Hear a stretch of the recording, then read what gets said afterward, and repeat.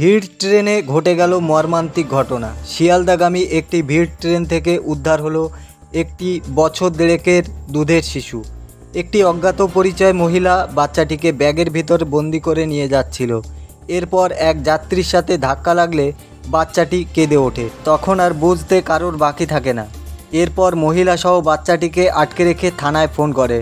তড়িঘড়ি পুলিশ এসে শিশুটিকে উদ্ধার করে।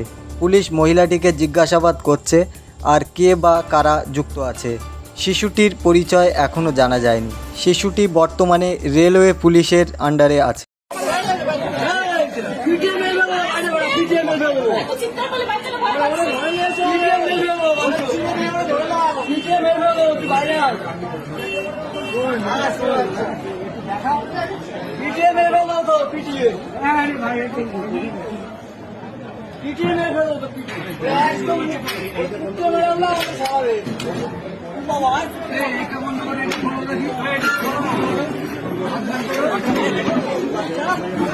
হাত